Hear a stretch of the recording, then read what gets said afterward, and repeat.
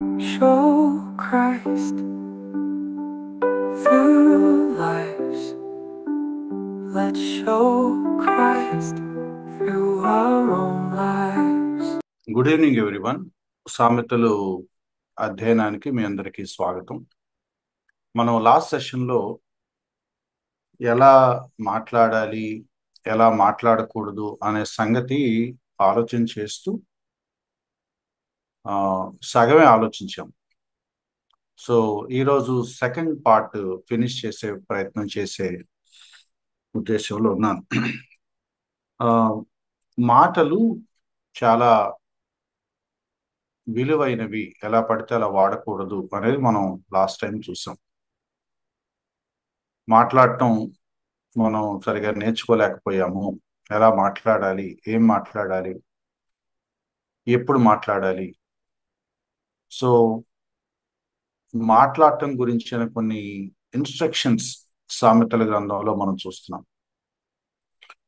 జ్ఞానం గురించి పదే పదే సామెతల గ్రంథం ఎంతగా చెప్పిందో, ఆ తర్వాత రిపీటెడ్గా చెప్పిన కొద్ది అంశాల్లో స్పీచ్ గురించి కూడా సామెతల గ్రంథం రిపీటెడ్గా మనల్ని హెచ్చరించింది. పదే పదే రిపీట్ చేస్తూ, లేకపోతే పదే పదే మనల్ని హెచ్చరిస్తూ జాగ్రత్త పడండి, జాగ్రత్త పడండి అనే విషయాల్లో మన స్పీచ్ ఒకటి, మన మాట తీరు, మన మాటలు బట్టి మనం ఏంటో అంచనా వేయొచ్చు అని సామెతల గ్రంథం చెప్తుంది. లాస్ట్ క్లాస్లో కూడా మనం చూసాం, మన మాటల వెనకాల మన హృదయం ఉంది, మన మాటల వెనకాల మన అభిప్రాయాలు ఉన్నాయి, మన ఐడియాలజీ ఉంది, మన మనస్తత్వం ఉంది. సో ఊరికి నేను అనేశాను అంటే కుదరదు. దాని వెనక మన కన్విక్షన్స్ ఏవో ఉన్నాయి, దాని వెనక మన ఉద్దేశాలు, మోటివ్స్ ఏవో ఉన్నాయి. కాబట్టి మాటలు చాలా జాగ్రత్తగా మాట్లాడాలి అని సామెతల గ్రంథం మనల్ని హెచ్చరిస్తుంది. నేను లాస్ట్ క్లాస్ లాగానే ఈ క్లాస్లో కూడా కొన్ని వచనాలు తిరిగి మీకు మళ్ళీ జ్ఞాపకం చేసే ప్రయత్నం చేస్తున్నాను. ఈ క్లాస్లో కూడా కొన్ని వచనాలు ఎక్కువగానే ఉండొచ్చు, మీరు వాటిని మార్క్ చేసుకోవాల్సిందిగా రిక్వెస్ట్ చేస్తున్నాను. 17వ అధ్యాయం 27వ వచనం. 17వ అధ్యాయం 27వ వచనం చాలా స్పష్టమైన ఒక ఇన్స్ట్రక్షన్ ఉంది మనకి. ఎలా మాట్లాడాలి లేకపోతే ఎలా మాట్లాడకూడదు అనే ఇన్స్ట్రక్షన్స్ ఎంత క్లియర్గా ఉన్నాయో ఈ మాట చూస్తే మీకు అర్థమవుతుంది. 17వ అధ్యాయం 27వ వచనం. మితముగా మాట్లాడువాడు తెలియగలవాడు. ఎంత క్లియర్గా ఉందో చూడండి. స్పీక్ లెస్,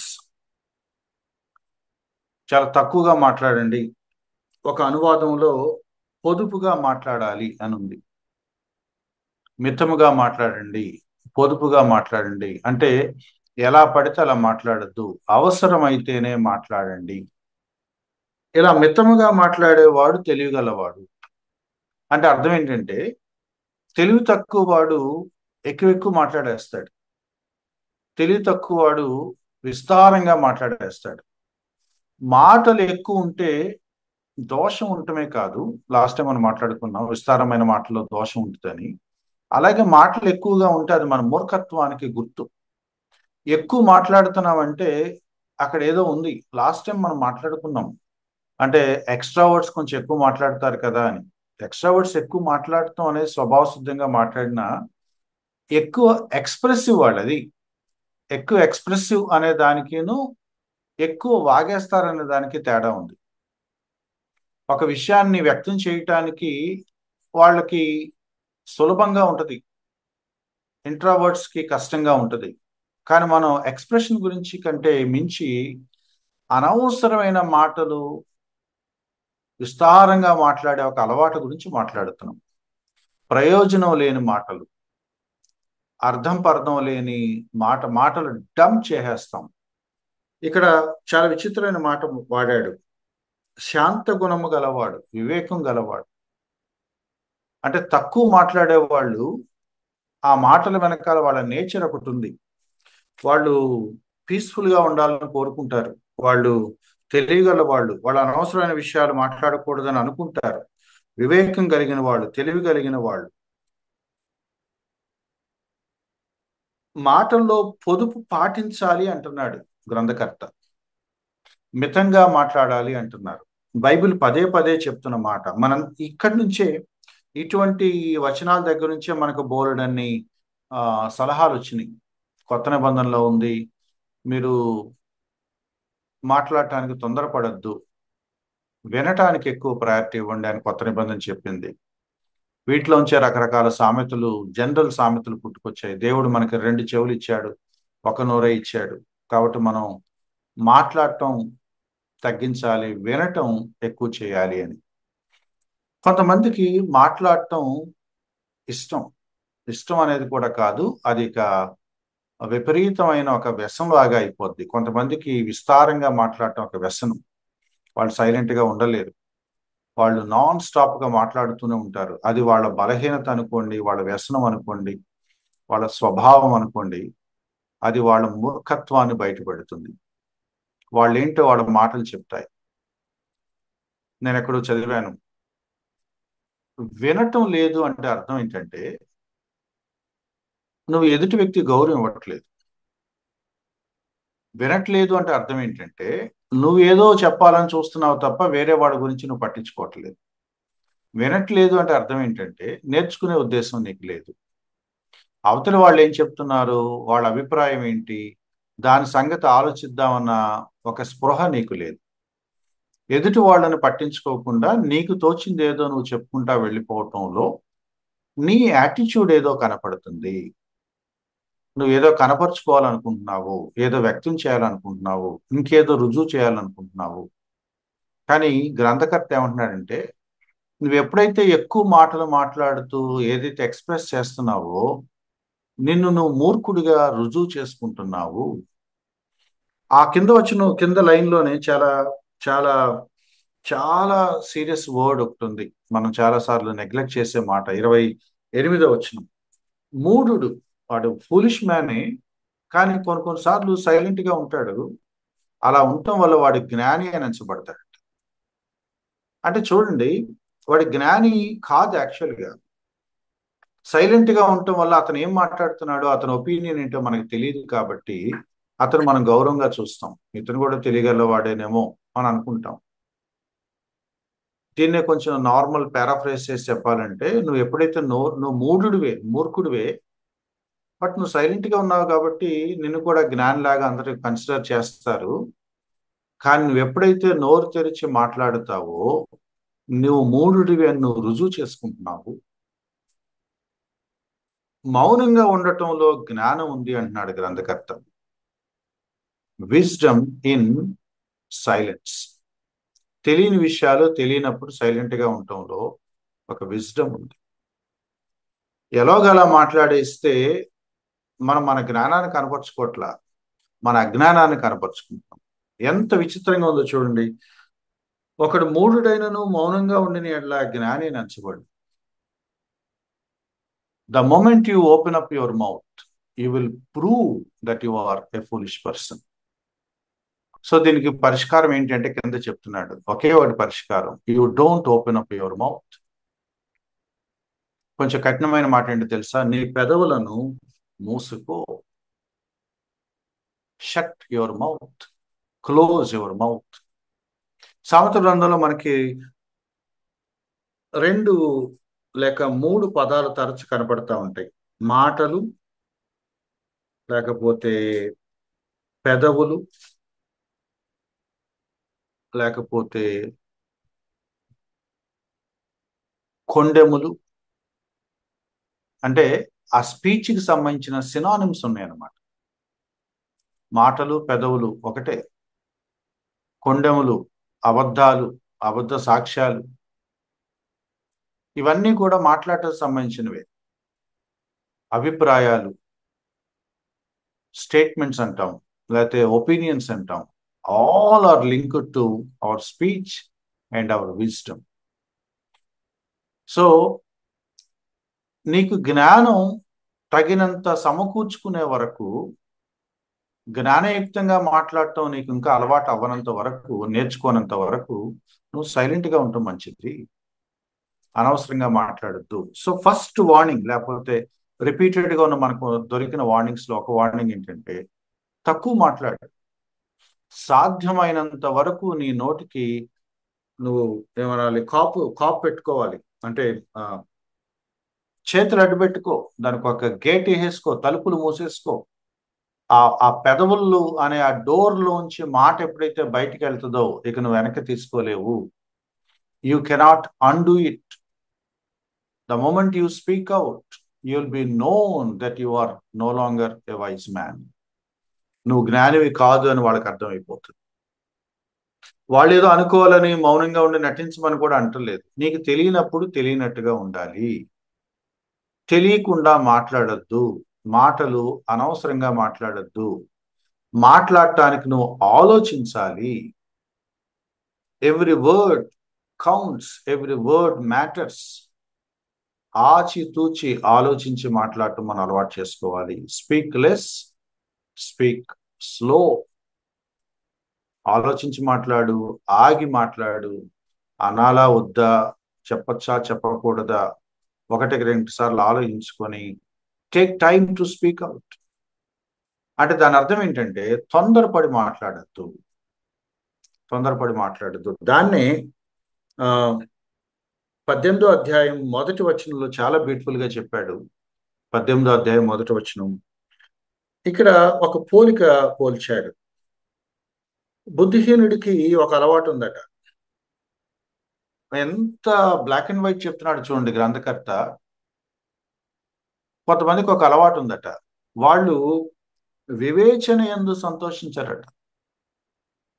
అంటే అనొచ్చా అనకూడదా, లేకపోతే మంచి చెడు విచక్షణ, ఇవేం ఆలోచించరు. ఈ మాటలు మనం మాట్లాడచ్చా మాట్లాడకూడదా అనే దాని గురించిన ఆలోచన వాళ్ళకి ఇంట్రెస్టింగ్ గా ఉండదట. They don't delight in thinking of what to speak and what not to speak. Discerning అంటే వాళ్ళకి ఇష్టం ఉండదు. స్పీచ్ని కంట్రోల్ చేయటం అంటే వాళ్ళకి ఇష్టం ఉండదు. ఆగి అనొచ్చా లేదో ఒకసారి చెక్ చేసుకునే మాటే వాళ్ళకి నచ్చదు. అందులో వాళ్ళ సంతోషం ఉండదట. వాళ్ళ సంతోషం ఎందులో ఉంటుందంటే అభిప్రాయాలను బయలుపరచడంలో సంతోషం ఉంటుందట. They feel delighted to express there opinions. కొన్ని ఇంగ్లీష్ అనువాదాల్లో మనం ఎతికితే అక్కడ ఏముందంటే హేస్టీ ఎక్స్ప్రెషన్స్ అన్నమాట. తొందరపాటుగా అభిప్రాయాలు వ్యక్తం చేయటం. ఆగి ఆలోచించి వివేచించడంలో వాళ్ళకి సంతోషం ఉండదు, కానీ మనసుకు అనిపించింది మాట్లాడేయటం వాళ్ళకి అలవాటు. అభిప్రాయాలను వ్యక్తం చేయటంలో వాళ్ళకి ఒక ఆనందం ఉంది. అందుకు వాళ్ళు మాట్లాడేస్తూ ఉంటారు. They take pleasure not in understanding, but they take pleasure in uncontrolled speaking. వివేచన, అవగాహన, అర్థం చేసుకుని మాట్లాడటంలో వాళ్ళకి ఆనందం ఉండదట. ఎలా పడితే అలా మాట్లాడటంలో వాళ్ళకి ఆనందం ఉంది. సో దేని గురించి మాట్లాడుతున్నాడంటే తొందరపాటుతనం, అనాలోచితంగా మాట్లాడటం, ముందు వెనక చూసుకోకుండా మాట్లాడటం, ఏది అనాలనిపిస్తే అది అనేయటం. లాస్ట్ క్లాస్లో కూడా నేను చెప్పాను, చాలాసార్లు మనకు ఉండే ఒక కవరప్, అంటే మనం సమర్థించుకోవటానికి మనం చేసేది ఏంటంటే, బ్రదర్ నేను మనసులో ఏమి దాచుకోను, నేను చాలా ఫ్రాంక్, ఉన్నదన్నట్టు మాట్లాడేస్తాను, మొహం మీద కొట్టినట్టు మాట్లాడతాను. అది గొప్ప లక్షణంలా చెప్పుకుంటారు కొంతమంది. See, if you are hurting people and if you cannot control your tongue, that is your weakness. నీ నాలుకను స్వాధీనం చేసుకోలేకపోవటం నీ బలహీనత. ఎదుటి వాళ్ళని గాయపరిచేలాగా మాట్లాడటం నీ బలహీనత. నోటికి ఏదొస్తే అది మాట్లాడటం అది నీ బుద్ధిహీనత. దాన్ని గొప్ప లక్షణంగా ఎలా చూపించుకుంటావు? కంట్రోల్ తప్పినప్పుడు అది నీ బలహీనత అవుతుంది, కానీ అది నీ గొప్పతనం ఎలా అవుతుంది? So don't be hasty before you express your views. నీ అభిప్రాయాలను వ్యక్తం చేసే ముందు వివేచించటం నేర్చుకో, ఆలోచించటం నేర్చుకో. ఎలా పడితే అలా మాట్లాడద్దు, ఎందుకంటే అవి చాలా ప్రమాదానికి దారితీస్తాయి. ఇదే అధ్యాయం చూస్తే 18వ అధ్యాయం 13వ వచనం ఇంకొంచెం క్లియర్గా చెప్తున్నాడు. ఇంకా క్లియర్గా చెప్తున్నాడు, సంగతి వెనక ముందే ప్రత్యుత్తరం ఇచ్చేవాడు తన మూఢతను బయలుపరుస్తాడు, సిగ్గునొందుతాడు. రెండు ఉన్నాయి. ఇందాక మనం మాట్లాడుకుంది ఏంటంటే హేస్టీ ఎక్స్ప్రెషన్స్, అంటే తన అభిప్రాయాలని తొందరపడి వ్యక్తం చేసేస్తూ ఉంటాడు, ఎవరు అడగకుండా అని చెప్పేస్తూ ఉంటాడు. ఇది ఆన్సర్స్ అన్నమాట, ప్రత్యుత్తరం ఇవ్వటం. వాళ్ళు ఏదో మాట్లాడుతూ ఉంటారు, సంగతి వినకుండానే వీళ్ళు ఎదురు మాట్లాడేస్తాం. మేము చెప్పేది కొంచెం వినండి అని వాళ్ళు అడగాల్సి వస్తుంది. అంటే సంగతి తెలుసుకోకుండా తొందరపడి జవాబు ఇవ్వటం. తర్వాత ఏమంటారంటే, ఓ మీరు అలా అనుకున్నారా, నేను ఇలా అనుకున్నాను అని మళ్ళీ దాన్ని కవరప్ చేయటం. సో దీని అంతట్లో ఏం బయలుపరుస్తున్నాడట, తన మూఢతను బయలుపరుస్తున్నాడు. తొందరపాటు మాటల్లో నీ అభిప్రాయం బయటికి రావట్లా, నీ ఒపీనియన్ బయటికి రావట్లా, నీ మూర్ఖత్వం బయటకు వస్తుంది. నువ్వు తొందరపడి మాట్లాడటం వల్ల నీ అజ్ఞానాన్ని, నీ బుద్ధిహీనతను బయట పెట్టుకుంటున్నావు. సో టేక్ అవే మళ్ళీ గుర్తు చేస్తున్నాను, తక్కువ మాట్లాడండి, మాటలు పొదుపుగా పెట్టుకోండి. ఇప్పుడు ఏమంటున్నాడంటే తొందరపడి మాట్లాడద్దు, తొందరపడి నీ అభిప్రాయం వ్యక్తం చేయొద్దు, అడిగే వరకు నువ్వు మాట్లాడద్దు, మౌనంగా ఉండు, నీ అంతటి నువ్వే మాట్లాడేయద్దు, మధ్యలో దూరిపోవద్దు. ఇటీవల నేను కొంతమంది సోదరులు మాట్లాడుకుంటున్నాం. మాట్లాడుతున్నప్పుడు మాట్లాడే దాంట్లో ఒక కామన్ ప్రిన్సిపల్ ఒకటి ఉంది. ఇద్దరు వ్యక్తులు మాట్లాడుతున్నప్పుడు మధ్యలో నువ్వు దూరిపోవద్దు. వాళ్ళిద్దరు దేని గురించి మాట్లాడుతున్నారో నీకు తెలియనప్పుడు నువ్వు మధ్యలో దూరిపోయి నువ్వు దాన్ని క్యాప్చర్ చేయొద్దు, దాన్ని కంట్రోల్లో తీసుకోవద్దు. నీకు అర్థమైనట్టుగా మధ్యలో దూరిపోయి ఆల్రెడీ మీరు ఏం మాట్లాడేశారు నాకు తెలుసు అన్నట్టుగా నువ్వు ఎలా మాట్లాడతావు? It's your foolishness. ప్రత్యుత్తరం ఇవ్వటం తెలియాలి అంటే సంగతి అంతా నీకు తెలియాలి. లేదా నేను ఒక చోట చూశాను, ఒక ఒక ఇంట్లో నేను ఇద్దరు పెద్దలు మాట్లాడుకుంటున్నాము. ఒక ఒక ఇంట్లో చాలా కాలం కింద జరిగిన సంఘటన. ఆ దైవ సేవకుడి అంటే ఒక దైవ సేవకుడి ఇంట్లో ఉన్నాము, నేను ఇంకిద్దరు ముగ్గురు బ్రదర్స్ ఉన్నాం, మేము మాట్లాడుతున్నాం. ఆ దైవ సేవకుడి భార్య మెల్లగా ఆ కాఫీలు ఆ స్నాక్స్ పట్టుకొని వచ్చి మెల్లగా చాలా నైస్గా చాలా డీసెంట్గా అడిగింది, if you don't mind can I join you అని అడిగింది.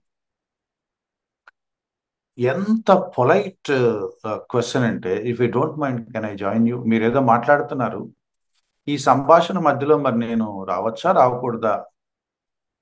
అప్పుడు ఆయన చాలా గౌరవంగా, నో నో మేమే పెద్ద విషయాలు ఏమి మాట్లాడలేదు, జస్ట్ క్యాజువల్గా మాట్లాడుకున్నాం, ప్లీజ్ జాయిన్ అన్నాడు.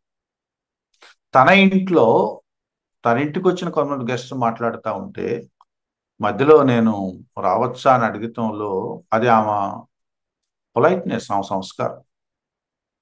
కానీ మన దగ్గర చాలా స్టోరీలు ఎలా ఉంటాయంటే దూరిపోతాం, దూరిపోయి ఆ స్టోరీని మనం కంటిన్యూ చేయాలని చూస్తాం, ఆ సంభాషణ మనం టేక్ ఓవర్ చేయాలని చూస్తాం. అది చనువు అని మీరు అంటారో, లేకపోతే మాకు ఆ అనుబంధం ఉంది, మాకు బాగా క్లోజ్, మేము మాట్లాడేసుకుంటాం, మాకు ఇది అలవాటే, ఇవేమీ చెల్లవు. అన్నిటిలోంచి నీ మూఢత్వాన్ని బయట పెట్టుకుంటున్నావు తప్ప మరేం లేదు. మేము చాలా క్లోజ్ అండి, మేము ఏమైనా మాట్లాడుకుంటామని అయి ఉండొచ్చు, మీరు బాగా క్లోజ్ అయి ఉండొచ్చు, ఏమైనా మాట్లాడచ్చు. కానీ ఆ మాటల్లో అల్టిమేట్గా బయటకు వచ్చేది మాత్రం మన మూఢత్వమే. తొందరపడి అభిప్రాయాలు వ్యక్తం చేయొద్దు, తొందరపడి ప్రత్యుత్తరం ఇవ్వద్దు, ఏది పడితే అది మాట్లాడద్దు. యాక్చువల్గా 18వ అధ్యాయం గురించి రెండు మాటలు చెప్పాలి.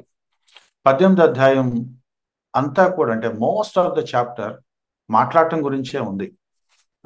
6వ వచనం నుంచి కనుక మీరు చూస్తే 6 నుంచి 9 వరకు, లేకపోతే 6 నుంచి 8 వరకు కూడా మాట్లాడటం గురించే ఉంది. కలహంతో మాట్లాడటం, పైకి ఒకలాగా లోపల ఒకలాగా మాట్లాడటం, కన్నింగ్గా మాట్లాడటం. సో మాటల గురించిన చాలా కొన్ని ఇన్స్ట్రక్షన్స్ ఉన్నాయి. అయితే ఈ 18వ అధ్యాయం ఎందుకు ఇంపార్టెంట్ అని అంటున్నామంటే, ఈ ప్రాస్పరిటీ బోధకులు లేదా వర్డ్ ఆఫ్ ఫెయిత్ అనే ఈ గ్రూపు 18వ అధ్యాయాన్ని అడ్డుగా తీసుకొని దుర్బోధలు చేస్తున్నారు. ఈ 18వ అధ్యాయంలో 20వ వచనాన్ని వాళ్ళు చాలా అడ్వాంటేజ్ తీసుకొని మాట్లాడతారు. 21. సో 21 ముందు 20 చదవాలని, లేకపోతే 13 చదవాలని, 6, 7, 8 చదవాలని, లేకపోతే మొదటి 2 వచనాలు చదవాలని వాళ్ళు పట్టించుకోరు. కాంటెక్స్ట్ ఇంపార్టెంట్ కదా. ద ఎంటైర్ చాప్టర్ ఏం మాట్లాడుతుందంటే ఎలా మాట్లాడకూడదో చెప్తుంది. అలా మాట్లాడటం వల్ల మనం కాస్ట్ పే చేసుకుంటామని చెప్తుంది. మూల్యం చెల్లించుకుంటాం. ఎలా పడితే అలా మాట్లాడితే కుదరదు. Our words have consequences. మన మాటలకి పర్యవసానాలు ఉన్నాయి. ఇష్టం వచ్చినట్టు మాట్లాడటానికి వీలు లేదు. మన మాటల విషయంలో మనం జాగ్రత్తగా ఉండాలి, రెస్పాన్సిబుల్గా మాట్లాడాలి, బాధ్యత కలిగి మాట్లాడాలి, విచక్షణ కలిగి మాట్లాడాలి. నేను మాట్లాడే ముందు నా మాట ఎటువంటి పర్యవసానాలు తీసుకొస్తుంది అని ఆలోచించుకోవాలి. 20వ వచనం చాలా క్లియర్గా చెప్పాడు, ఒకని నోటి ఫలము చేత వాని కడుపు నిండు. ఆ ఇమేజ్ మీరు ఆలోచించండి. నోటి ఫలము అంటే అర్థం ఏంటి? ఒక చెట్టుతో పోల్చాడు దాన్ని. ఒక చెట్టుతో పోల్చాడు. మీ మాటలు ఎటువంటి ఫ్రూట్ని ఇస్తాయో ఆ ఫ్రూట్ వినేవాళ్ళకి లేదా ఆ ఫ్రూట్ తినే వాళ్ళ కడుపుకి ఎటువంటి రిజల్ట్స్ ఉంటాయో చూడండి అంటున్నాడు అనమాట. ఒకని నోటి ఫలము చేత వాని కడుపు నిండు. ఇంకోలాగా చెప్పాలంటే యాజ్ యు స్పీక్,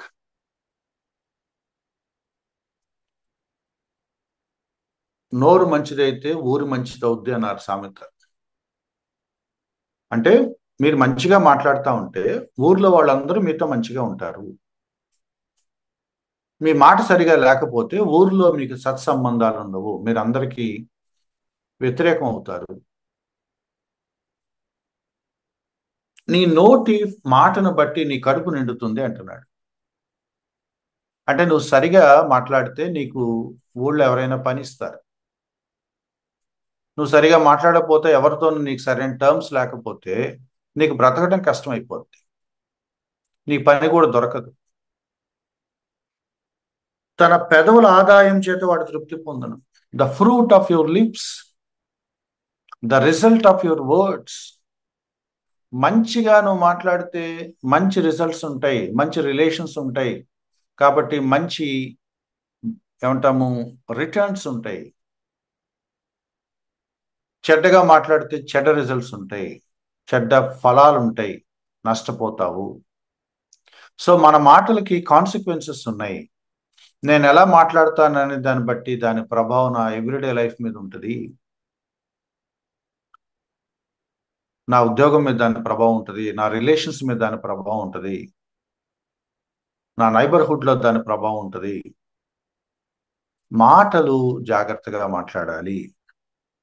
అప్పుడు కేర్ఫుల్గా మాట్లాడండి, రెస్పాన్సిబుల్గా మాట్లాడండి, జాగ్రత్తగా ఆచితూచి మాట్లాడండి అని చెప్తున్నాడు. మాట్లాడే ముందు ఆలోచించుకొని మాట్లాడండి. యాకోబు పత్రిక 3వ అధ్యాయంలో కూడా అదే ఉంది. నీ నాలుకను కంట్రోల్ చేసుకోవాలి, నీ నీ మాట నువ్వు స్వాధీనం చేసుకోవాలి. ఇష్టం వచ్చేట్టుగా మాట్లాడటానికి వీలు లేదు. కంట్రోల్ యువర్ టంగ్ అని చెప్తున్నాడు యాకోబు పత్రిక కూడా. 21వ వచనం బాగా అబ్యూజ్ చేయబడిన వచనం అనమాట. అంటే ప్రాస్పరిటీ ప్రీచర్స్ దీన్ని వక్రీకరించారు. జీవమరణములు నాలుక వశము అని దీన్ని వీళ్ళు ఎలా తీసుకెళ్లారంటే, ఈ మాటకి ఒక అతీతమైన శక్తి ఉంది అని మాట్లాడటం మొదలుపెట్టారు. పై వచనం మనం ఏం మాట్లాడుకున్నాం? మన మాటలకి రిజల్ట్స్ ఉంటాయి. మన మాటలకి మంచి మాటలైతే మంచి రిజల్ట్స్ ఉంటాయి, చెడ్డ మాటలైతే చెడ్డ పర్యవసానాలు ఉంటాయి. As you speak so is your life. నా అనుదిన జీవితం నా మాట తీరు బట్టే ఉంటుంది. నా తోటి సంబంధాలు, ఇతర మానవ సంబంధాలు నా మాట తీరు బట్టే ఉంటాయి. ఉద్యోగంలో నా తోటి ఉద్యోగస్తులతో ఎలా మాట్లాడుతానో దాన్ని బట్టే ఆ వాతావరణం ఉంటుంది. వ్యాపారంలో నా మాట తీరు బట్టే నా వ్యాపారం ఉంటుంది. సో నా మాట తీరు బట్టి నా జీవితంలో ప్రతిదీ ప్రభావితం చేయబడుతుంది. ఇది రిలేషనల్, అంటే నా సంబంధాలు ఇతరులతో నా రిలేషన్స్ నా మాట తీరు బట్టి ఆధారపడి ఉన్నాయి. ఇది మోరల్, నైతిక సంబంధమైంది. నా మాట తీరు బట్టి నా నైతిక సంబంధమైన విషయాలు ప్రభావితం చేయబడతాయి. అంటే వాళ్ళు మంచివాళ్ళని నేను అన్నప్పుడు, వాళ్ళు చెడ్డవాళ్ళని అన్నప్పుడు దాని ప్రభావం వాళ్ళ మీద ఉంటుంది. కొన్నిసార్లు నేను మంచి వాళ్ళని నా దుర్బుద్ధిని బట్టో, నా అసూయను బట్టో, నా ఈర్ష్యను బట్టో చెడ్డవాళ్ళని ముద్రిస్తాను. సో నా మాటలతో నేను కొంతమందికి చెడ్డవాళ్ళని ముద్ర వేస్తున్నాను. Morally very very wrong. నా మాట తీరు వల్ల కొంతమంది క్యారెక్టర్ మీద మచ్చపడుతుంది. నేను కొంతమందిని ఎంకరేజ్ చేస్తాను, కొంతమందిని డిస్కరేజ్ చేస్తాను, కొంతమందిని నా మాటలతో ప్రోత్సహిస్తాను, బిల్డప్ చేస్తాను. నా మాటలతో కొంతమందిని డిస్కరేజ్ చేస్తాను, వాళ్ళు కృంగిపోయేలాగా, డిప్రెస్ అయ్యేలాగా చేస్తాను. సో ఇది గ్రంథకర్త మాట్లాడుతుంది. నీ మాటలకి రిజల్ట్ ఉంది, నీ మాటలకి ప్రభావం ఉంది. నువ్వు ఎవరినన్నా బిల్డప్ చేయాలనుకుంటే నువ్వు చేయొచ్చు, ఎవరినన్నా కృంగ చేయాలనుకుంటే చేయొచ్చు. Relational, moral. అయితే ఈ ప్రాస్పరిటీ బోధలు ఏమంటున్నారంటే వీళ్ళు దీన్ని మోరల్ రిలేషనల్ గా చూడటం లేదు, వాళ్ళు దీన్ని మెటాఫిజికల్ గా చూస్తున్నారు. అంటే అలౌకికమైన ఒక ఒక ఒక శక్తి ఏదో ఉంది, మిస్టిక్ పవర్లో ఏదో ఉంది. నీ మాట ఒక మంత్రం లాంటిది. ఇది నైతిక సంబంధమైన ఎంకరేజ్మెంట్, ఇన్స్ట్రక్షన్ ఆర్ డిస్కరేజ్మెంట్ లాగా వాళ్ళు చూడటం లేదు. నీ మాట ఒక మంత్రం లాంటిది అని చెప్తున్నారు. మన మాటను మంత్రం లాగా వాడటలేదు, మాటకి రిజల్ట్ ఉంది అని మాట్లాడు. ఒక స్టూడెంట్ని నేను ఎంకరేజ్ చేసి నువ్వు చదవగలవు నాన్న, నువ్వు బాగా చదువుతావు నాన్న అంటే అమ్మాయి చదివితే నా మాటల వల్ల అమ్మాయికి ఎంకరేజ్మెంట్ కలిగింది. నువ్వు చదవలే, నీ మొహం, నీ చేత కాదు అంటున్నప్పుడు నా మాటల వల్ల ఒకళ్ళు డిస్కరేజ్ అయ్యారు. సో నా మాటలకి ఫలితం ఉంది, నా మాటల ప్రభావం ఉంది. కానీ ఇది మంత్రం కాదు, ఇది మంత్రం కాదు. నా వల్ల ఒక వ్యక్తి ప్రోత్సహించబడవచ్చు, నా వల్ల ఒక వ్యక్తి కృంగిపోవచ్చు, అంతేగాని ఇది శాపనార్థం కాదు. నువ్వు చదవలేవని నేను ఒక వ్యక్తిని కృంగజేయటం, నేను అతను డిస్కరేజ్ చేస్తున్నానన్న మాటే, కానీ ఇది నా శాపం కాదు. నువ్వు ఏమంటా చదవలేవన్నావో అప్పటి నుంచి నా చదువు పోయిందని వాడు అంటాకి లేదు. So it's not a Mantra, it's not a powerful uttering, ఒక శక్తివంతమైన ఉచ్చారణ కాదు, ఇది ఒక మంత్రం కాదు. సో మిస్టిక్ పవర్ లేదు, నా నోట్లో పవర్ ఏమి లేదు. నేను నిన్ను ఎడిఫై చేస్తున్నానా, నేను నిన్ను డిస్ట్రాయ్ చేస్తున్నానా అన్నది ఇక్కడ ఇంపార్టెంట్. సమ్టైమ్స్ నేను నిన్ను డిస్కరేజ్ చేసినా కూడా నువ్వు సీరియస్గా తీసుకొని కష్టపడి స్ఫూర్తితో కష్టపడితే నువ్వు పాస్ అవుతావు. నీ వల్ల కాదు అన్న తర్వాత కూడా కొంతమంది దాన్ని సీరియస్గా తీసుకొని అధిగమించి నా వల్ల అవుతుందని ప్రూవ్ చేసుకున్న వాళ్ళు ఉంటారు. కానీ నా మాటలో ఏం లేదు, నా మాటలో అలౌకికమైన శక్తి ఏదో ఉందని అనద్దు. There is no creative force, no mystic force in our words. మన మాటలకి ఫలితాలు ఉన్నాయి, పర్యవసానాలు ఉన్నాయి, కానీ అలౌకికమైన మంత్ర శక్తి ఏదో ఉందని అనద్దు. ఈ అబద్ధ బోధకులు అలా చేస్తున్నారు. నాకు ఉద్యోగం వస్తుందంటే వచ్చేస్తుంది, నాకు ఉద్యోగం పోతుందంటే పోతుంది. అలా జరగదు. నాకు ఉద్యోగం వస్తుందంటే రాదు. ఉద్యోగం కోసం కావాల్సిన ఇన్స్పిరేషన్, మోటివేషన్ నేను మాటల ద్వారా ఇవ్వగలను, కానీ ఆ పని జరిగేలాగా నేను చేయలేను. సో కర్స్ అనేది గురించి మనం మాట్లాడట్లా. నేను శపిస్తే నీకు శాపం వస్తుంది అది మనం ఒప్పుకోవట్లేదు. నేనేం నిన్ను శపించలేను, నేనేం నిన్ను నీ జీవితాన్ని ఒక్కసారి నాశనం చేసే అంత నా నోటికి అంత పవర్ లేదు. కానీ నీకు క్షేమాభివృద్ధి కలిగేలాగా నేను మాట్లాడగలను, నిన్ను ప్రోత్సహించేలాగా మాట్లాడగలను, నిన్ను పురికొల్పేలాగా నేను మాట్లాడగలను, నేను హెచ్చరించగలను, నేను నిన్ను మందలించగలను, నేను నిన్ను ఆదరించగలిగేలాగా మాట్లాడగలను. కాబట్టి మాటకి ప్రభావం ఉందా అంటే ఉంది, కానీ దాన్ని ఒక దైవిక శక్తిలాగా, అతీతమైన ఆధ్యాత్మిక శక్తిలాగా తీసుకోవద్దు. It's moral and relational. కాబట్టి జీవమరణములు నాలుక వశము అన్నప్పుడు అలంకారికంగా చెప్పిన మాట, ఒక వ్యక్తి నువ్వు బ్రతికిస్తావు, ఒక వ్యక్తిని చంపేస్తావు అని కాదు వాటి అర్థం. నీ మాటల్లో లైఫ్ డెత్ ఉంది అంటే నీ మాటలో నిజంగా చంపేసే శక్తి ఉందని కాదు. నీ మాటలు బిల్డప్ చేస్తాయా, డిస్ట్రాయ్ చేస్తాయా? నీ మాటలు కృంగజేస్తాయా, వాళ్ళని ఎంకరేజ్ చేస్తాయా? క్షేమాభివృద్ధి కలిగిస్తున్నావా, వాళ్ళని నిరుత్సాహానికి గురి చేస్తున్నావా? కొత్త నిబంధన రిపీటెడ్గా మనం వార్న్ చేస్తుంది, మీరు క్షేమాభివృద్ధికరమైన మాటలే మాట్లాడండి, మేలు కలిగించే మాటలే మాట్లాడండి. So we should choose what to speak. ఇంతటి దాకా ఏం మాట్లాడుకున్నాం? ఎలా పడితే అలా మాట్లాడద్దు, హేస్టీగా మాట్లాడద్దు, తొందరపడి మాట్లాడద్దు. మాట్లాడేటప్పుడు కూడా మనకి చాయిస్ ఉంది.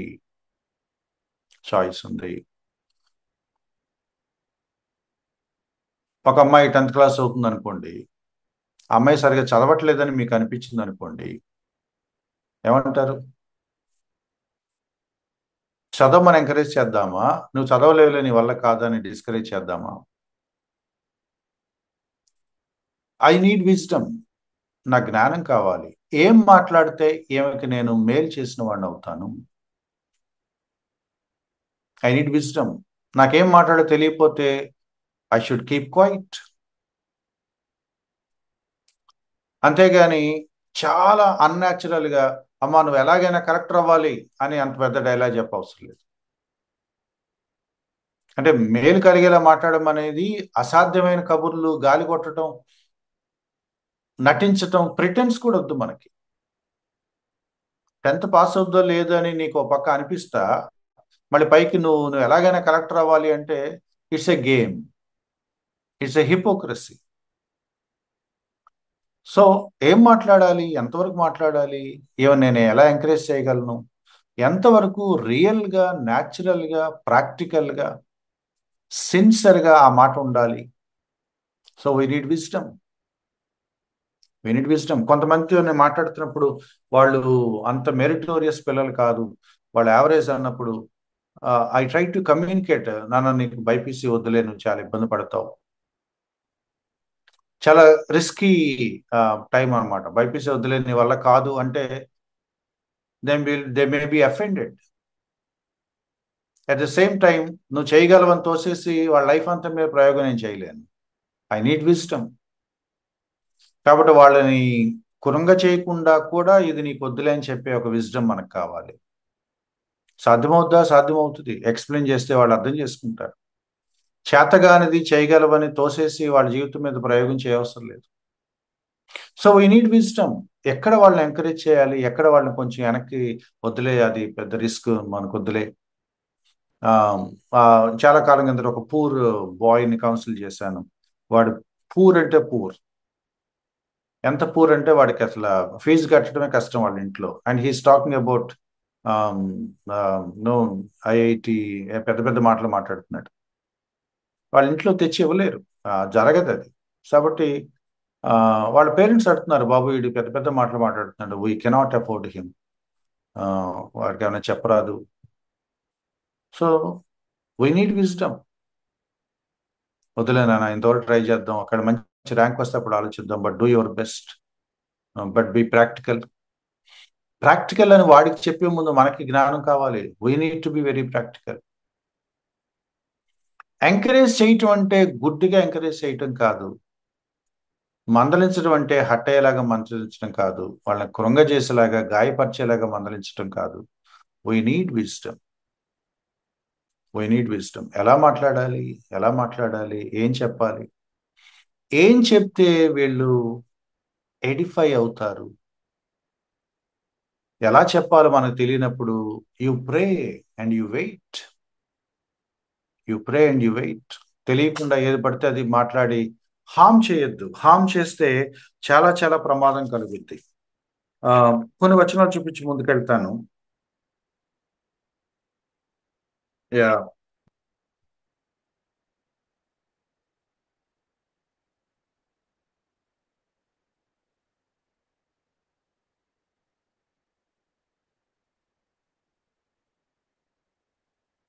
ఓకే, చాలా వచనాలు ఉన్నాయి కానీ నేను కొంచెం ఆ, తగ్గించే ప్రయత్నం చేస్తున్నాను. సామెతల గ్రంథం,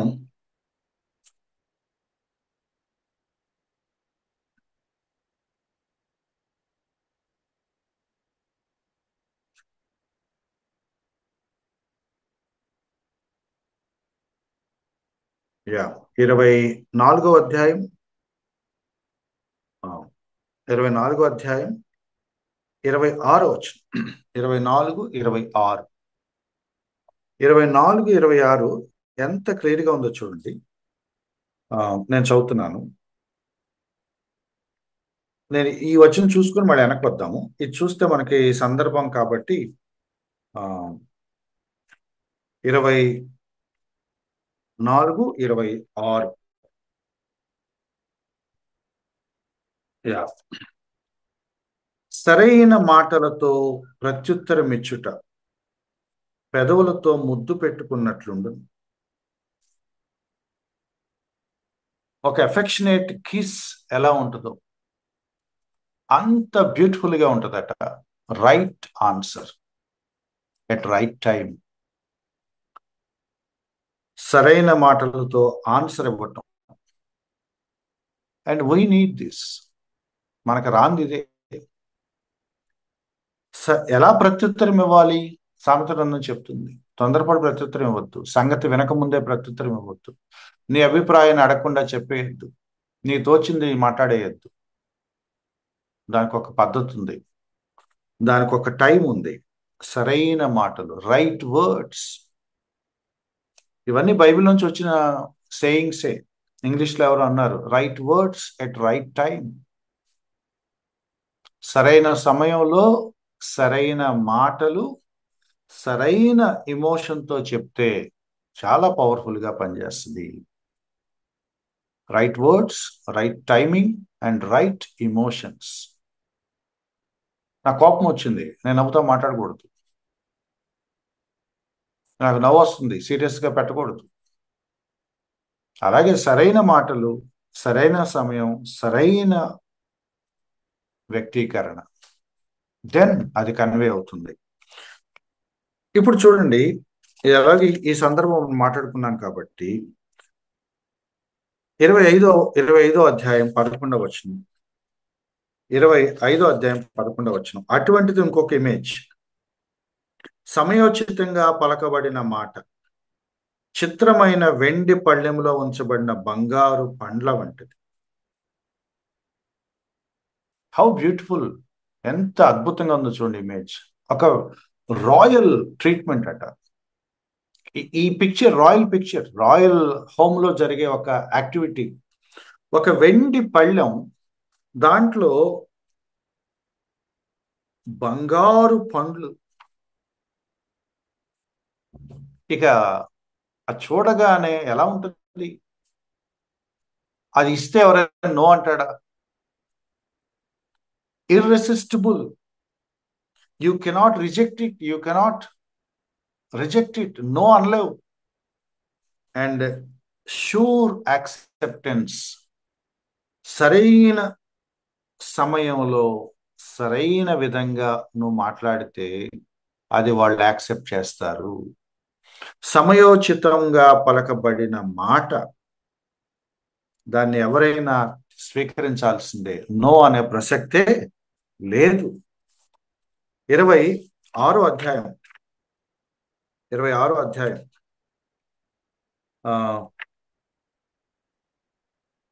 4-5. 26వ అధ్యాయం 4-5 వచనాలు. 4వ వచనమేమో మూర్ఖుడికి ప్రత్యుత్తరం ఇవ్వద్దు అని ఉంది. 5వ వచనం మూర్ఖుడికి ప్రత్యుత్తరం ఇవ్వాలి అని ఉంది. అంటే అర్థం ఏంటి? We should know when to answer and when not to answer. So అన్నీ మనకు తెలుసని మనం అనుకోవద్దు. ఇలాంటి వచనాల దగ్గర మనం దొరికిపోతున్నాం. ఏంటంటే మనకి ఇంకా ఇవి తెలియదు. ఎవరికి ఎప్పుడు ఆన్సర్ ఇవ్వాలి, ఎవరికి ఎప్పుడు ఆన్సర్ ఇవ్వకూడదు, ఎవరికి అర్థమయ్యేలా చెప్పాలి, ఎవరికి దగ్గర సైలెంట్గా ఉండిపోవాలి, పోనీలే అని ఎప్పుడు వదిలేద్దాం, లేదు వదలకూడదు, వాడికి తెలియాలని ఎప్పుడైతే చెప్తాం, సో ఎప్పుడు పట్టుకోవాలి, ఎప్పుడు వదిలేయాలి, ఎప్పుడు ఆన్సర్ ఇవ్వాలి, ఎప్పుడు కామ్గా ఉండిపోవాలి. We need wisdom. Timely wisdom కావాలి. మనం దానికోసం దేవుణ్ణి అడగాలి.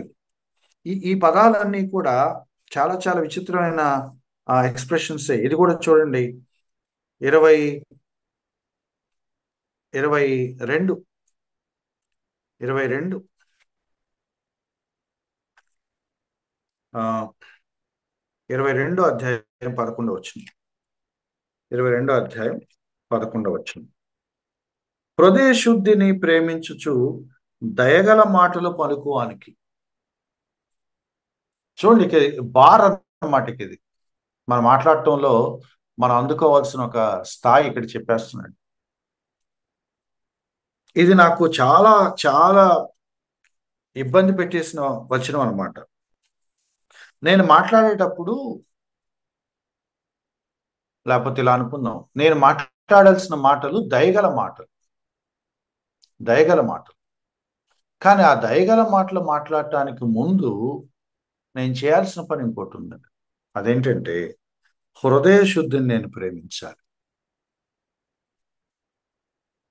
I want to have a pure heart. I love to have a pure heart అని నేను అనుకోవాలి. నా హృదయం పవిత్రంగా ఉండాలి. నా హృదయం పవిత్రంగా ఉన్నప్పుడు, అంటే నా హృదయం క్లీన్గా ప్యూర్గా పెట్టుకొని నేను దయతో మాట్లాడటం నేర్చుకోవాలి. లోపలేమో ప్యూరిటీ ఉండాలి, పైకేమో కైండ్నెస్ ఉండాలి. అది మనం మాట్లాడాలని దేవుడు కోరుకుంటున్న విధానం. నా అంతరంగం స్వచ్ఛతగా ఉండాలి, ఏ కల్మషం లేకూడదు, ఏ అశుద్ధి ఉండకూడదు, ఏ అపవిత్రత ఉండకూడదు. హృదయ శుద్ధిని నేను ప్రేమించాలి. ఆ హృదయ శుద్ధిని నేను కలిగి ఉండాలని నేను కోరుకోవాలి.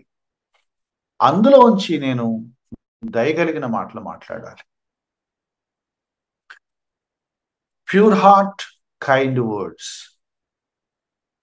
Pure heart, kind words. నా అంతరంగం సరిగా లేనప్పుడు, నా మాటలు తీయగా ఉన్నప్పుడు హిపోక్రసీ. హిపోక్రసీ. నా అంతరంగం బాగుందని నేను పైకి అహంకారంతో మాట్లాడుతుంటే ప్రైడ్, యారగెన్స్. సో నా అంతరంగం పవిత్రంగా ఉండాలి, నేను లోపల బాగుండాలని నేను కోరుకోవాలి. అలాగే నా మాటలు కూడా పైకి బాగుండాలి, దయ కలిగిన మాటలు. ఇది నాకు ఇబ్బందికరమైన మాట. ఎందుకన్నా అంటే కొత్త నిబంధనలో కూడా ఈ మాటలు మనకు కనపడతాయి. అడుగడుగున ఈ మాటలు మనకు కనపడతాయి. జాలి చూపించండి, దయ చూపించండి, ఒకరినొకరు క్షమించుకోండి, దీర్ఘశాంతం కలిగి ఉండండి. నాకు ఆశ్చర్యం ఏంటంటే, when you speak to someone, నా మాటలు అర్థం చేసుకోండి, when you speak to someone, ఈయన చాలా జాలిగా మాట్లాడతాడండి, ఈయన మాటల్లో దయ ఉందండి, ఈయన మాటల్లో ప్రేమ ఉందండి అని ఎవరైనా ఎలా అర్థం చేసుకుంటారు? It's a virtue, my dear friends. ఆ సుగుణం మనకు అలవడితే, మన మాటలు అది వ్యక్తమైతే ఎదుటి వాళ్ళకి అర్థమవుతుంది.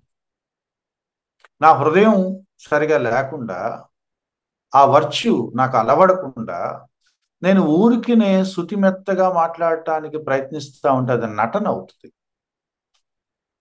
So mere softness in my words is not purity. లోపల నుంచి లోపల నాకు ఆ స్వభావం ఉంటే నా మాటలు అది కనపడుతుంది. లోపల లేకుండా పైకి ఆ మాట నేను ట్రై చేస్తూ ఉంటే అది భయంకరమైన వేషధారణ అవుతుంది. యేసుక్రీస్తు వారు అన్నారు, మీరు పైన శుభ్రం చేస్తున్నారు, లోపల శుభ్రం చేయటం లేదు. Because words are very very important. Kind words, kind words.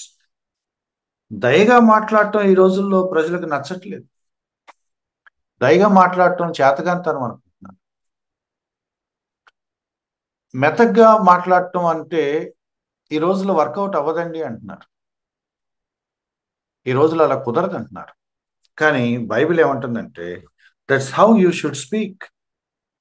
అది వర్కౌట్ అవ్వదని లోకం అంటుంది. కానీ దేవుడు ఏమంటున్నాడో తెలుసా? నిజంగా నువ్వు హృదయ శుద్ధిని ప్రేమిస్తూ, సిన్సియర్గా, ఆనెస్ట్గా నువ్వు ఉంటూ, నీ మాటలు దయగా ఉంటే, no the king will recognise you. నువ్వు రాజుకు స్నేహితుడు అవుతావు. పెద్ద పెద్ద వాళ్ళని రికగ్నైజ్ చేస్తారు. డ్యూ రికగ్నిషన్ నీకు ఉంటుంది. దాన్ని ఎవరు పట్టించుకోరు అని నువ్వు అనుకోవద్దు. God will recognise it. Your authorities will recognise it. Your higher officers will recognise it. మనకి మాటల మీద మనం మనసు పెట్టట్లేదు. కొన్ని సంగతులు అర్థం చేసుకోండి my dear brothers and sisters.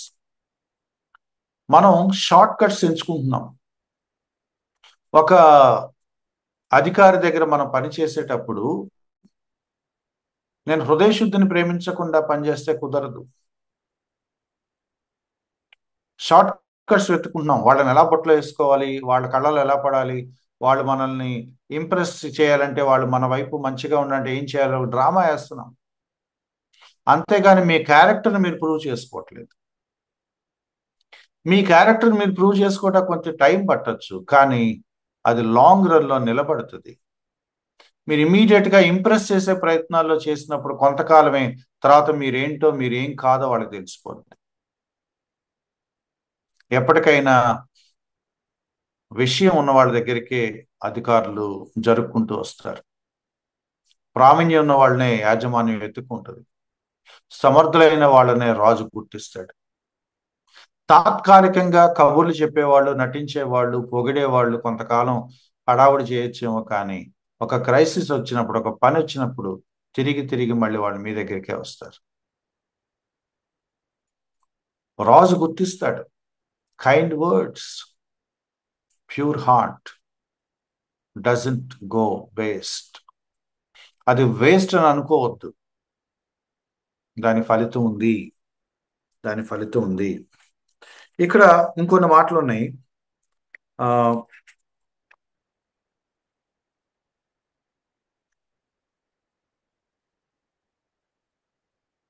27 27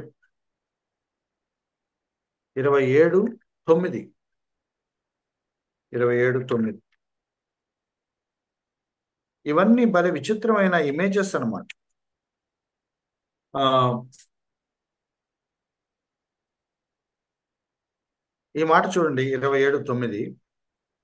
తైలము అత్తరును హృదయమును సంతోషపరచినట్లు. పర్ఫ్యూమ్ అనుకోండి. ఒక పర్ఫ్యూమ్ ఇలా మీరు కొట్టుకోగానే, స్ప్రే చేసుకోగానే మీకు ఎంత ఆ ఫీలింగ్ వస్తుందో, ఎంత రిఫ్రెషింగ్గా ఉంటుందో, ఎంత రెజోనేటింగ్గా ఉంటుందో, మనసుకి ఎంత ఆహ్లాదంగా ఉంటుందో. చెలిక అని అంటే ఒక ఫ్రెండ్ హృదయంలోంచి వచ్చే మాట కూడా అంత మధురంగా ఉంటుంది, హృదయాన్ని సంతోషపరచు. What an image.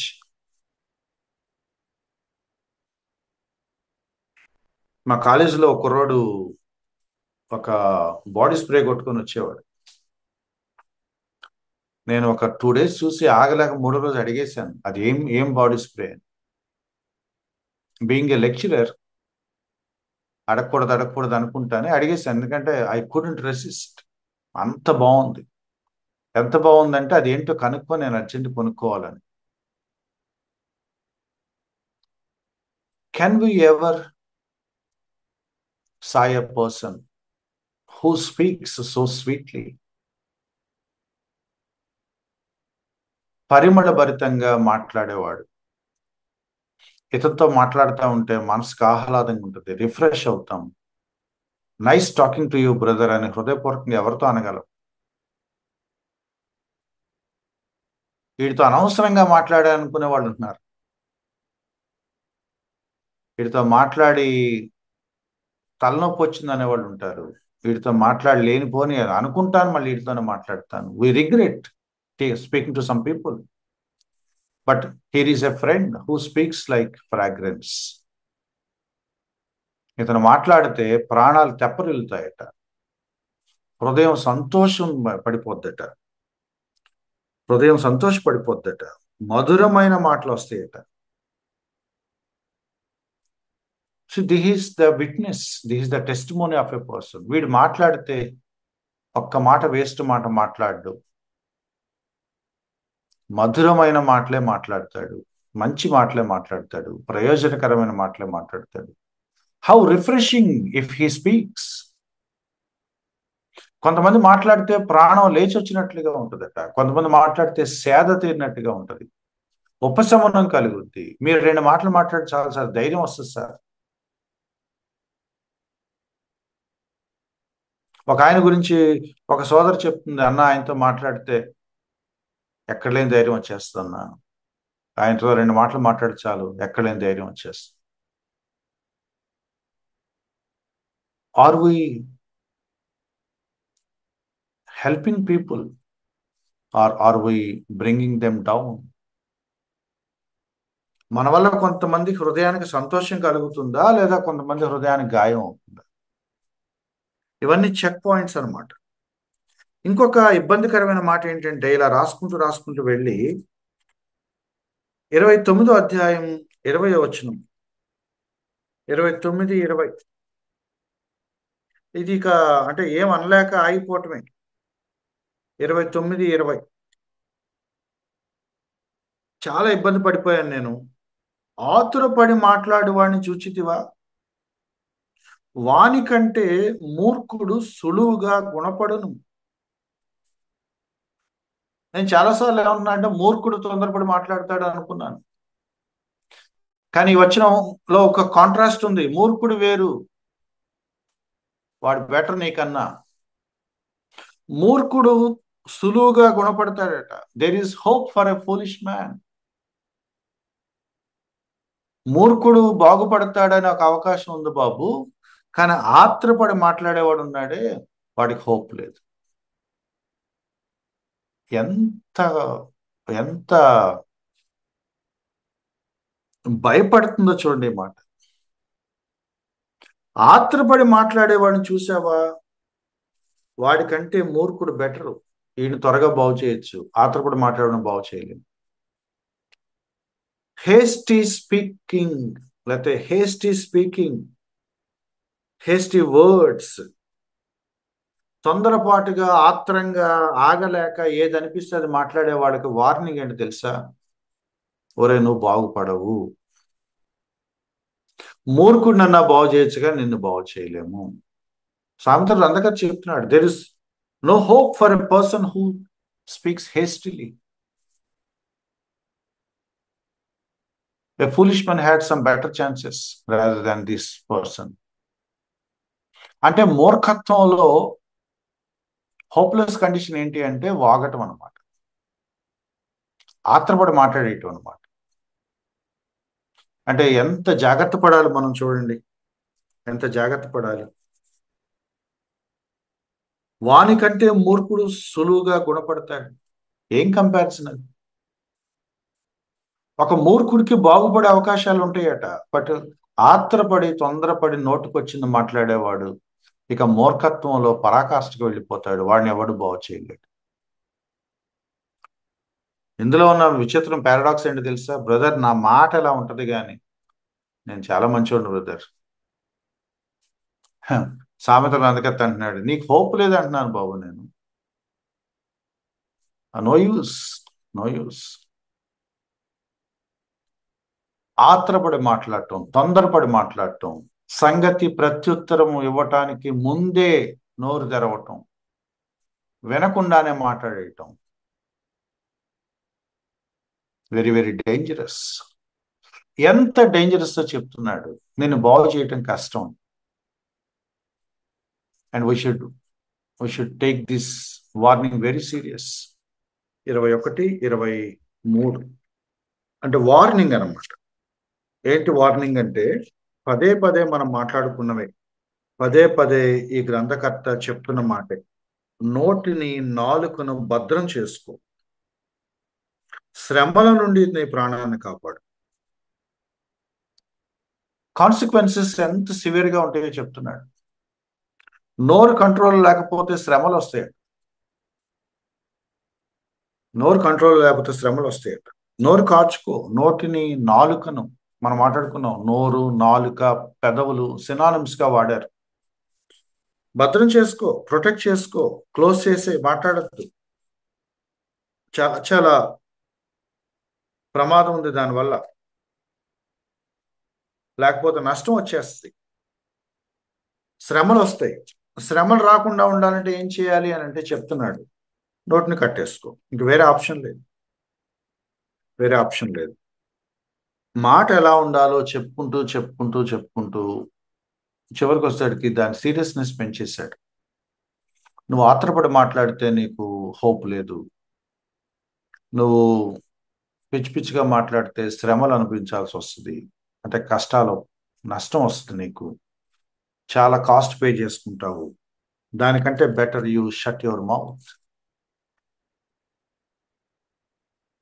కానీ ఆఖరి అధ్యాయానికి వచ్చేటప్పటికి 31 అధ్యాయం ఆఖరి అధ్యాయానికి వచ్చేటప్పుడు ఒక ఎగ్జాంపుల్ చూపిస్తున్నాడు. 31 అధ్యాయంలో మనకు తెలుసు ఒక వైజ్ ఉమెన్ క్యారెక్టర్ ఎలా ఉంటుందో, జ్ఞానం కలిగిన స్త్రీ. తన గురించి మాట్లాడుతూ ఒక చిన్న స్టేట్మెంట్ ఇచ్చాడనమాట. 26వ వచనం. ఏంటి 26? జ్ఞానం కలిగి తన నోరు తెరుస్తుంది, కృపగల ఉపదేశం ఆమె బోధిస్తుంది. ఇది అంటే ఒక పరాకాష్ట.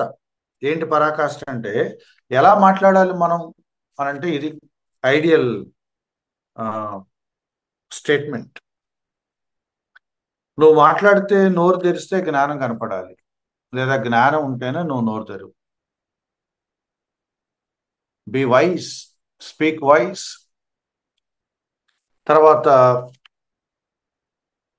కృపగల ఉపదేశం, కైండ్ అనే ఉద్దేశం. చాలా కైండ్గా మాట్లాడుతుంది, చాలా దయతో మాట్లాడుతుంది, చాలా జాలిగా చాలా మంచిగా మాట్లాడుతుంది. ఉపదేశం అంటే తనతో మాట్లాడితే మనకి ఏదైనా ఒక మంచి టేక్అవే ఉంటుంది, మంచి ఇన్సైట్ ఏదో దొరుకుద్ది. వేస్ట్ మాటలు మాట్లాడదు, అనవసరమైన మాటలు ఏం మాట్లాడదు. తను మాట్లాడితే ప్రయోజనం ఉంటుంది, తను మాట్లాడితే మనం నేర్చుకోవచ్చు, తను మాట్లాడితే మనకి బెనిఫిట్ ఉంది. ఇవి కొత్త నిబంధన కూడా రెట్టించి బోధిస్తుంది.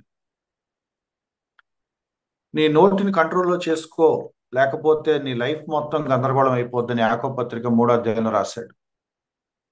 If you control your tongue, everything కంట్రోల్లో ఉంటుంది అని.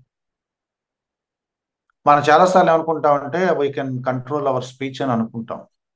అదంత ఈజీ కాదు. అంటే మీరు తక్కువ మాట్లాడతారు కాబట్టి, చాలా మందిలా నేను మాట్లాడట్లేదు, నేను చాలా ఫ్యూవర్ వర్డ్సే వాడతాను, నేను అంత తొందరపాటు ఏం లేదు అని మీరు అనుకుంటే మీరు పొరపడినట్లే. ఇంట్రోవర్ట్స్ కాబట్టి మేము సేఫ్గా ఉన్నాను అనుకున్నా కూడా నో, యువర్ నాట్ సేఫ్. సామెతలు ఎంత వార్న్ చేశాయో అంతే వార్నింగ్ కొత్త నిబంధన కూడా చేస్తుంది. యాకోబు భక్తుడు ఏమన్నాడంటే no one can control the tongue. అంత ఈజీ కాదు అది. దాన్ని అగ్నితో పోల్చాడు. ఒక్క చిన్న అగ్ని గనక అలా పడకూడని ప్లేస్లో పడితే అడవి మొత్తం కాలిపోతాయి. Sometimes your one word may spoil your entire relations, entire career.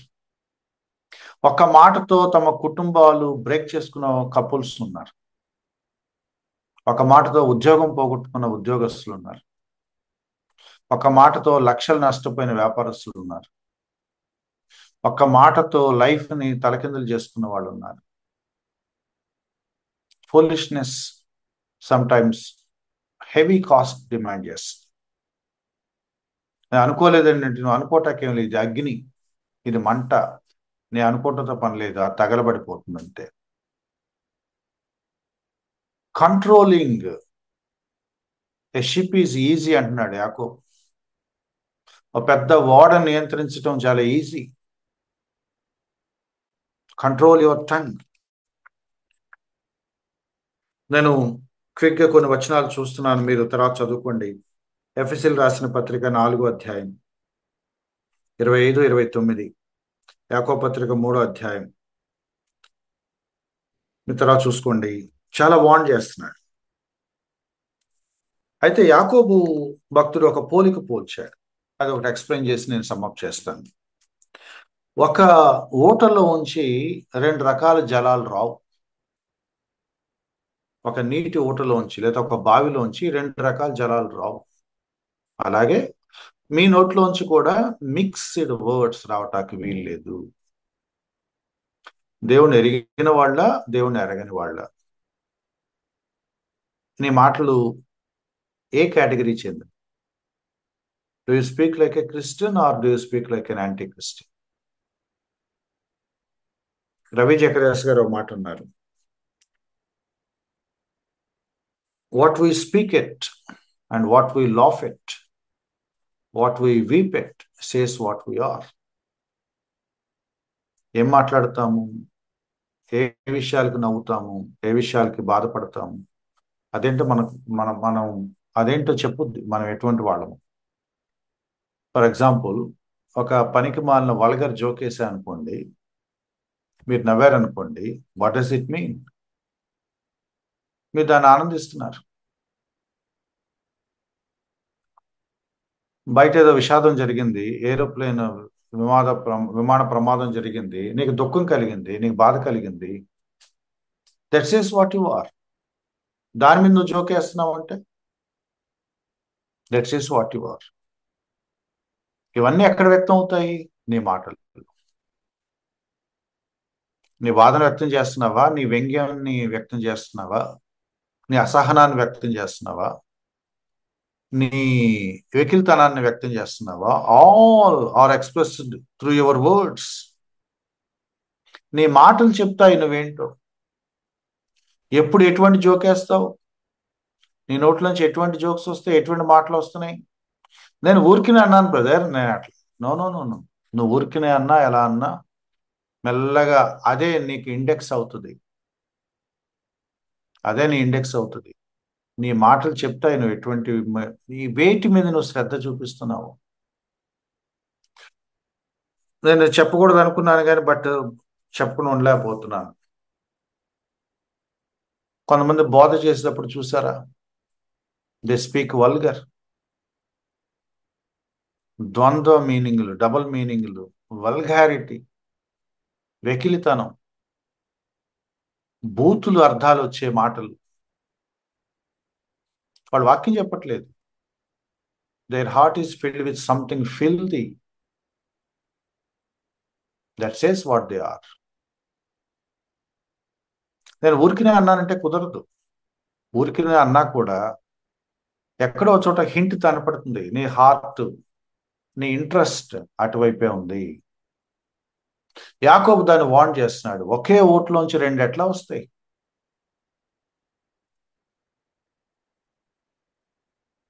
మీ మాటలు ఎడిఫైయింగ్ మాటలా, లేకపోతే హార్మ్ఫుల్ మాటలా? ఎంకరేజ్ చేసే మాటలా, డిస్కరేజ్ చేసే మాటలా? నా వల్ల ఒకళ్ళు మేలు కలుగుద్దా, కీడు కలుగుద్దా? నా వల్ల ఒకళ్ళు నొచ్చుకుంటున్నారా, లేకపోతే ఒకళ్ళు ధైర్యం వస్తుందా? ఇక్కడ నేను క్లోజ్ చేద్దాం అనుకున్నాను మై డియర్ ఫ్రెండ్స్. ఎలా మాట్లాడాలో బైబిల్ చాలా క్లియర్గా చెప్తుంది. మృదువుగా మాట్లాడాలి, జాలిగా మాట్లాడాలి, దయగా మాట్లాడాలి, సమయోచితంగా మాట్లాడాలి, యుక్తములైన సంగతులే మాట్లాడాలి. లాస్ట్ సెషన్ కూడా చాలా మాట్లాడాం.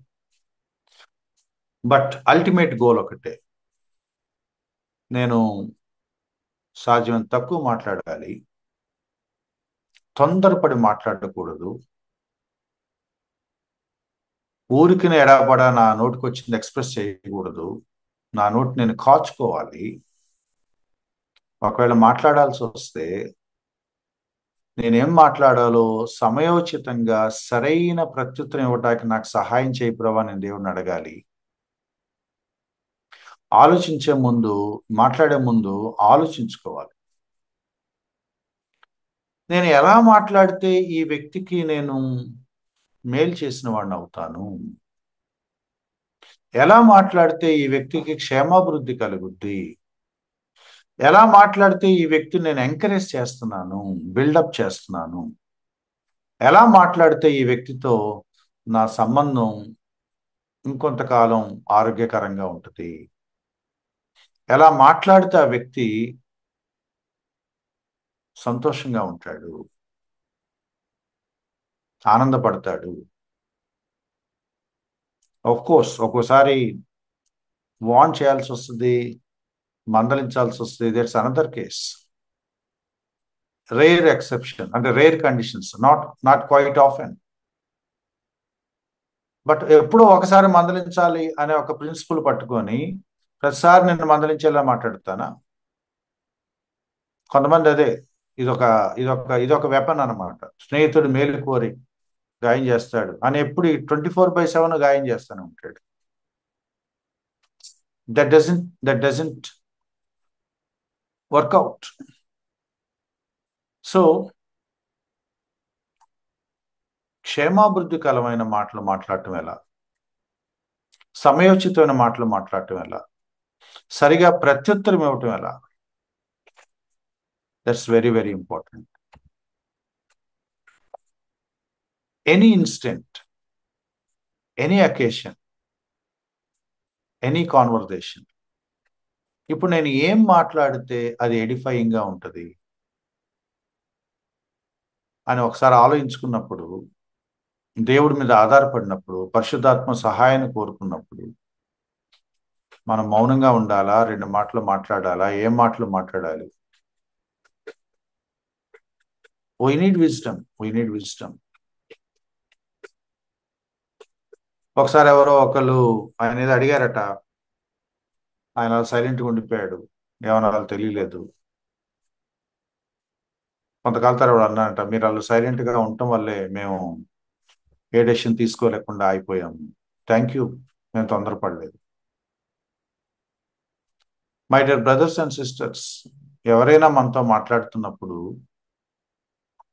వాళ్ళు మనతో మాట్లాడుతున్నారు అంతే అర్థం.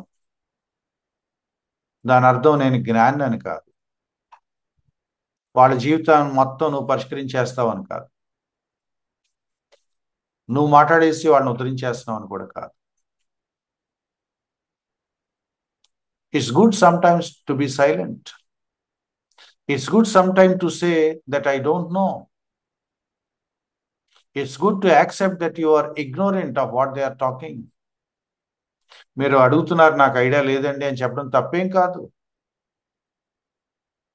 ప్రతిదీ మనకు తెలియదు అని ఒప్పుకోవటంలో జ్ఞానం ఉంది కదా. ప్రతిదీ మనకు రాదు అని ఒప్పుకోవటంలో నిజాయితీ ఉంది కదా. తెలియని విషయాలు తెలిసినట్టుగా సలహా ఎలా ఇస్తాం? ఎవరో వచ్చి అడిగారు, బ్రదర్ మేము మా వాడిని కెరియర్ గైడెన్స్ ఇవ్వండి. కెరియర్ గైడెన్స్ నేను ఎలా ఇస్తాను brother? You are some right person.